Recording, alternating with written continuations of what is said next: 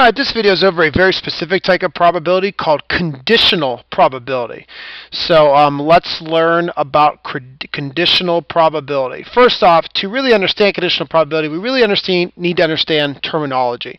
So let's consider that we have two events. So first off, we could have A and B.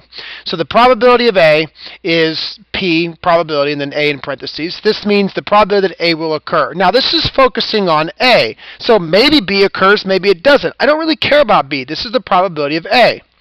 Likewise, here's the probability of B, and again, the probability of B is the probability that B occurs. Again, maybe A occurs, maybe A doesn't. I don't really care about A. I'm focusing on the probability of B. Here we have OR, the probability of A or B. This U stands for OR, so the probability of A or B actually means the probability of A or the probability of B, or even the probability of both. Remember, if you are both A and B, then you are A or you are B. You're both. So you would qualify as fitting underneath that probability as well. Lastly, we have probability of A and B. That is the upside down U for and. The probability of A and B is very specific, and it means that A and B both occur. So we tend to use Venn diagrams here for this, and we have two overlapping circles. And the first circle here is A. Now remember, look at this circle A, right? Some of it has B as well, but some of it is only A. But regardless, that entire circle is A. This entire circle here is B, and notice that some of it has A, and some of it has only B. But regardless, the entire circle is B. Those are these first two probabilities. And is obviously the probability in between, the overlap, the very specific A and B.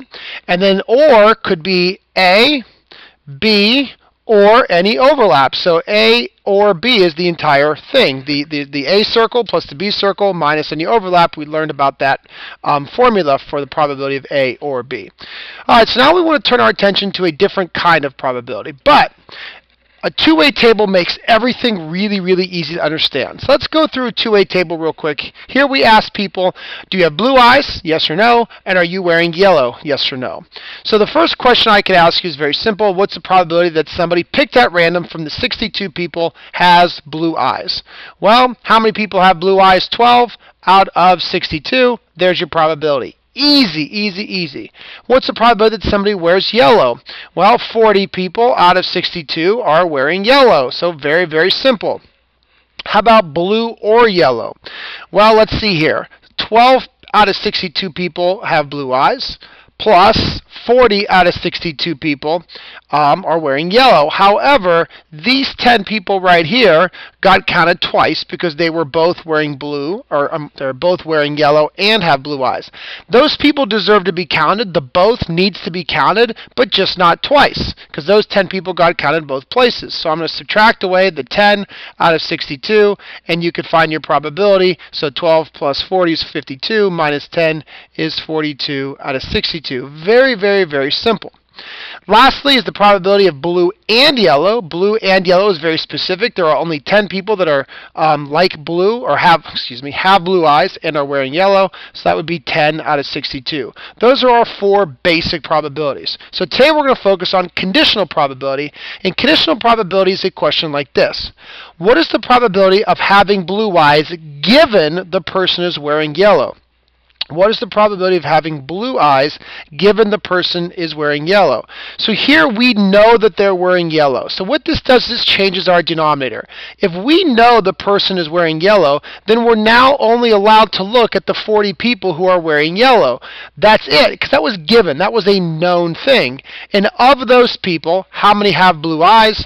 Well, 10 of them. So our probability would be 10 out of 40. This is what we call conditional probability, because there was a condition, there was a known. There was something told to us that we knew.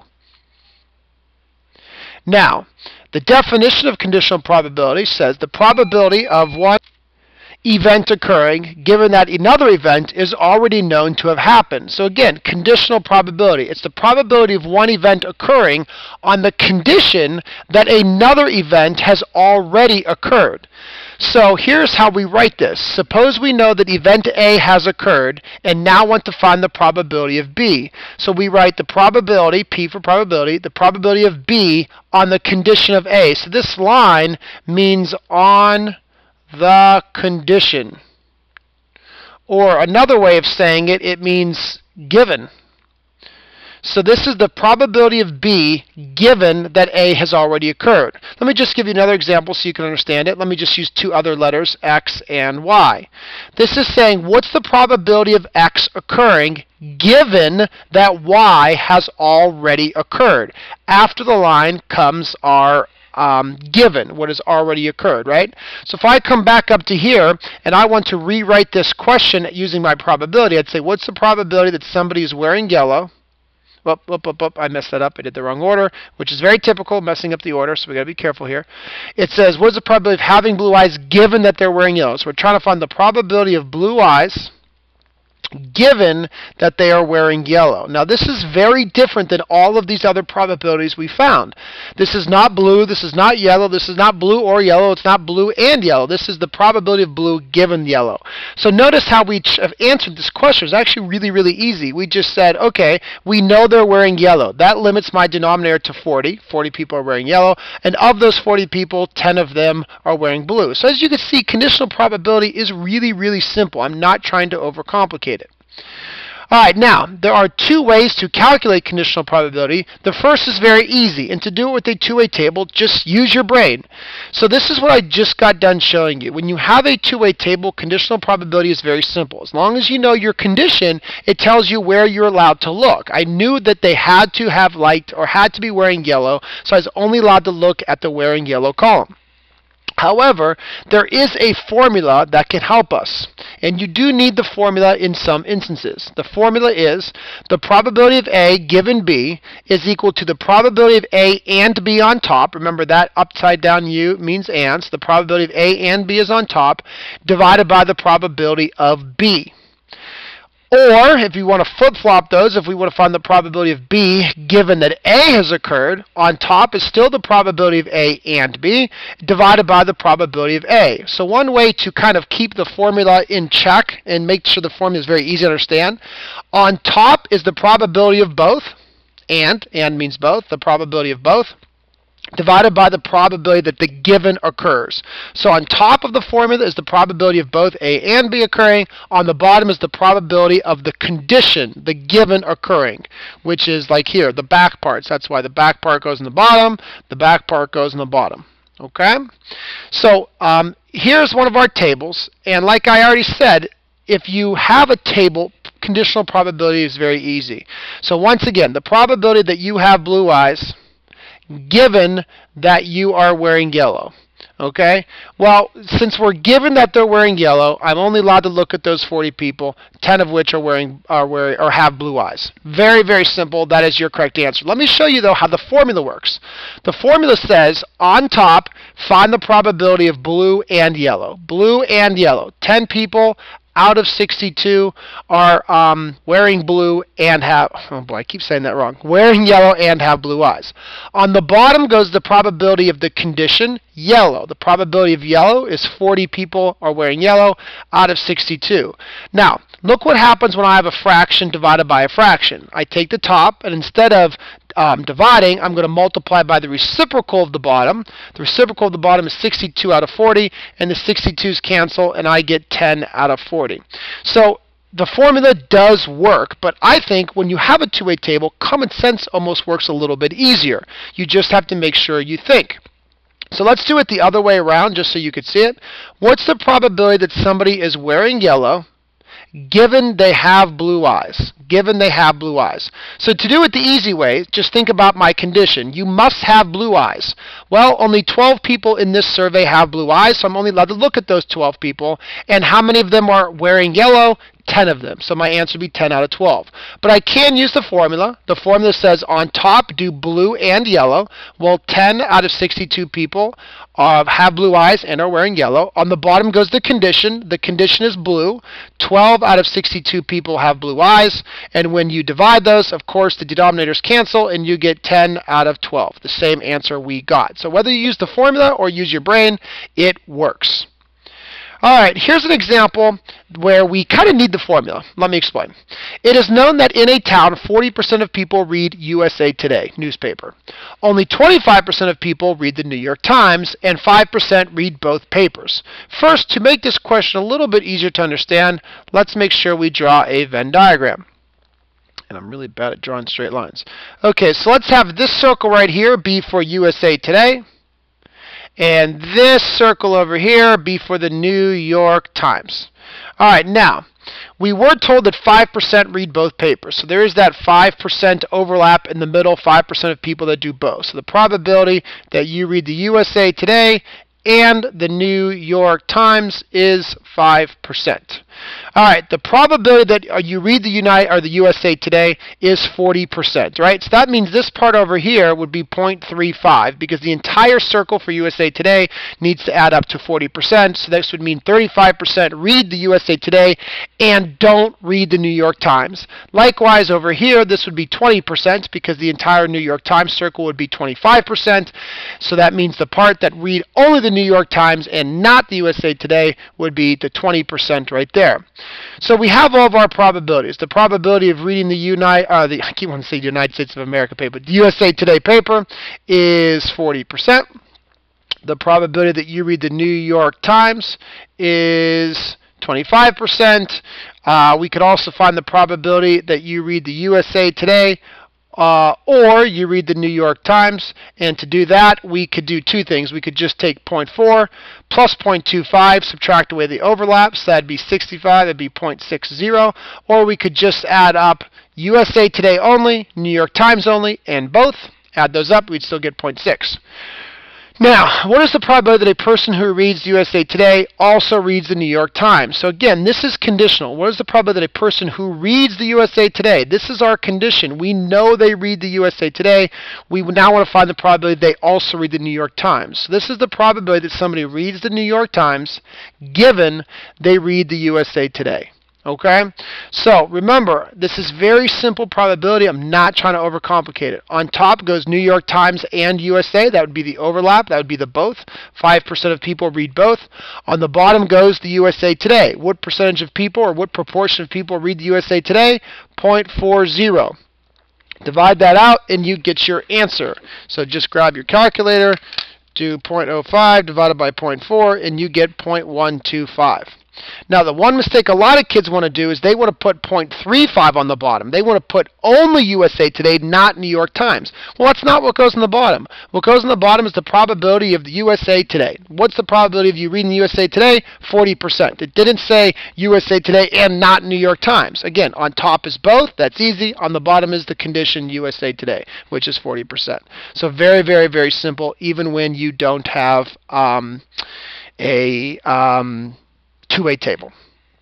Okay, so now all of this leads us to a pretty important rule called the multiplication rule. Okay, now I wrote the formula up here two ways. I wrote the probability of B on the condition of A is the probability of A and B divided by the probability of A. Just remember your condition goes in the bottom. Over here, the probability of A given B is the probability of A and B divided by the probability of B. Just remember your condition goes in the bottom. So if I multiply both sides by the probability of the bottom, right? So let's look at this first one right here. If I multiply both sides by the probability of A, I get this statement right here. The probability of A and B equals the probability of A times the probability of B given A. So again, I just multiplied each side by the probability of A, and I get the probability of A and B equals the probability of A times the probability of B given A. Likewise, I could come over here to this one right here, multiply both sides by the probability of B, multiply by the probability of B, and I get that the probability of A and B is equal to the probability of B times the probability of A given B. Now, this is a really important rule. This rule allows us to multiply probabilities, but you have to be super careful. You're only allowed to multiply probabilities if you consider the fact that the first one occurred, meaning that I'm going to multiply A times B, but this B wasn't just the probability of B, it was the probability of B given that A occurred. Alright, so it's really important that if you're going to multiply two values together to find a probability, the second better be conditional, meaning that the second probability is on the condition that the first one occurred. Same thing down here. If I'm going to do the probability of B times the probability of A, I better thought the fact that B has already occurred right here. So if you're going to multiply to find the probability of A and B, you better be super careful that you're multiplying B times the probability of A on the condition of B or you're multiplying A times the probability of B on the condition of A occurring. I can't stress that enough. Some kids just think they can multiply any probabilities together without consequence. You're only allowed to multiply if you consider the fact that something has already occurred, so you've got to incorporate conditional probability. Let's look at an example so we can understand how easy this is. And I have a typo right away, I realize. Sorry. 93% of teenagers use the internet. Of those teens on the internet, 55% have posted a profile on a social network site. What is the probability that a teen uses the internet and has an online profile? First off, you always need to be able to understand what you're given. I was given that the probability that a teenager uses the internet is 93%. So the probability that somebody uses the internet and is a teenager, or a probability that a teenager uses the internet, is 93%. Now this 55% is conditional because it says of those teens on the internet. So that is the probability that you have a profile given that you're on the internet. Okay? And that is 0.55. So again, this is the process of those teens on the internet, which means I had to know they were already on the internet to have a profile on the internet. Kind of makes sense, right? So the probability that you have a profile on the internet, given that you're on the internet, is 55%. So that was a conditional probability. So you have to be able to recognize conditional probabilities in problems. And now they want me to find the probability that somebody uses the internet and has an online profile. Well, I am allowed to multiply as long as I consider conditional probabilities, right? So to find this probability, it's going to be the probability that somebody's on the internet times the probability that they have an online profile, as long as that's on the condition of that first one, that they were on the internet. So what's the probability that somebody's on the internet? 93%, times the probability that they have a profile, given that they were on the internet, was 55%. So this would be 0.93 times 0.55, or 0.5115. So there's a 51.15% chance that a teen is on the internet and has an online profile. Hopefully that makes sense. You just got to be very careful to interpret conditional probabilities. All right, let's look at another example here. Roger Federer, famous tennis player, made 63% of his first serves. When he made his first serve, he won 78% of the points. Once again, that's conditional. He had to have made his first serve to then win 78% of his points. When he missed his first serve, he got to serve it again and won 57% of his points. Now, a problem like this is actually really cool if you do something called a tree diagram. So I now want to introduce you to a very often thing we use in statistics, and that's a tree diagram. So what we're going to do here is we're going to start off with Roger Federer, right? Roger Federer, RF. He's going to hit a serve, and there's a 63% chance that he gets the first serve in. First in. And common sense tells us that if we do 1 minus 0.63, that means there's a 37% chance, or 0.37, first serve is out. Now, they gave us a conditional probability. If he makes that first serve, so I'm going to follow the branch here for him making that first serve, there is then a 78% chance that he wins that point. Or, likewise, 1 minus 0.78 means that there's a 22% chance that he loses that first point. Okay, then if I go down here to 37%, right, this is him not getting that first serve. It says when he misses his first serve, he gets a second serve, and he wins 57% of those points. So even if he gets that first serve out, there still is a 57% chance he wins that point, and that means there's a 43% chance that he loses that point. So a tree diagram just kind of follows the conditional probabilities of, okay, first serve in, then what happens? Win or lose, and the probabilities here were on the condition of these first one, of the 63%. Same thing down here, 37% that first serve's out, but he still could win because he gets the second serve, 57% chance that he wins. So if somebody said, what's the probability that Roger Federer wins a point? Well, there's two branches that lead to him winning a point. To find the probabilities of these branches, I am allowed to multiply because these are conditional probabilities. So he could get the first serve in, 0.63, times win that point, 0.78. Now remember, that was conditional probability because this 78% was on the condition that he got that first serve in. Or, plus sign, right? Or slide over a little bit here, or he could get the first serve out, 0.37, and still win at 0.57. So this is multiplication. Why am I allowed to multiply? Because I'm talking about conditional, right? The 57% came after I knew he got that serve out. So the probability that he wins would be either one of these branches. Here's the first branch, first serve in, win, or second serve in, win, right? First serve out, but still wins. So we would take 0.63 times 0.78 plus 0.37 times 0.57, and that would be 0.7023. 0.7023. So basically, Roger Federer wins 70.23% of his points. Okay? We could then also ask a question like this. What's the probability that he wins a point given that the first serve was in? Okay? Well, we actually already know this. The probability he wins a point given his first serve was in. That's 78%, right? That was what we were told. We were told that there's a 78% chance that he wins given his first serve was in. But be careful. I could also switch that around and say, what's the probability he gets his first serve in given he won the point, right? So if I know he won the point, what's the chance that he got that first serve in? Well, now we got to use our formula. On top is going to go the probability that his first serve is in and he won the point. First serve is in and he won the point. That would be 0.63 times 0.78. First serve in and then he wins. So the 78% is on the condition of first serve being in, so I am allowed to multiply those. Okay, that's the top. On the bottom is just the condition. Remember, just the condition goes on the bottom, winning a point. Well, what's the probability he wins a point? Well, there's actually two ways he could win a point. First serve in, and he wins the point, 0.63 times 0.78. Or first serve out, 0.37, but he still wins the point, 0.57, which I actually already calculated up there. So on top, I get 0.63 times 0.68. 0.63 times 0.78, sorry, 0.63 times 0.78, and I get 0.4914 on top. On the bottom, we already calculated that to be 0.7023, so divide those out, and we get 0.6997.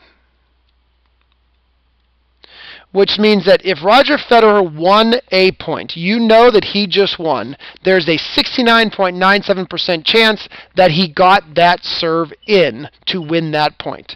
So hopefully those kind of probabilities make sense there, but a tree diagram really makes some of these problems that can be kind of tricky really, really easy. Let's do one more problem here just to really make sure you understand how easy conditional probability can be. There are 10 dinosaur bones in a pile. Half are female and half are male. 5 for male, 5 are female then. What's the probability that you pick 5 and they are all male? So I need to find the probability that I get a male, and then I get a male, and then I get a male, and then I get a male, and then I get a male. Right? So 1, 2, 3, 4, 5 males all in a row. Well, to believe it or not, you don't need a tricky formula for this. This is actually the most basic, easiest probability you could think of. All right, what's the probability I reach in at random and get a male? Well, 5 male bones are in there out of 10. Multiply. Now, I'm only allowed to multiply as long as I consider conditional probability. Okay, if I got a male, there's now 9 bones left, 4 of which are male. Because I took one away, and it was a male. So there's 4 males left out of 9. And I can continue on. 3 out of 8, because there's now 8 bones, and 3 are male. 2 out of 7, there's now 7 bones, 2 are male. Finally, 1 out of 6, because there's only 1 male bone left out of the 6 bones that are left, and I need to get that last male. So again, this is a nice and basic, easy conditional probability, because all I'm doing is thinking conditional. I'm thinking about what happens based on already what happened, if that makes sense. So on top here, I'm going to do 5 times 4 times 3 times 2 times 1. Divided on the bottom, 10 times 9 times 8 times 7 times 6, and I get a probability of 0.00398. So basically, the probability of this happening would be extremely, extremely rare. So if somebody told me that they did this, if somebody told me that they picked 5 males out of 10, and half were male and half were female, I would probably disagree with them. I don't think it's possible because it's extremely low unlikely probability. So that's a very simple conditional probability where all I had to do was think about what happened on the previous pull of the dinosaur bone. So we have 3 different ways to think conditional. Nice simple one like this. A tree diagram like this problem, so you've got to make sure you think conditional there as you move across the tree. And then also here's another one where we just have to make sure we read the problem and understand that sometimes probabilities are given to us as conditional probabilities. But the only thing I want to mention for the 15th time probably is that you're only allowed to multiply probabilities if you use conditional probability. That you're thinking about that second event being based on the first having already occurred. All right, hopefully you understand conditional probability a little bit better now. We'll talk more in class.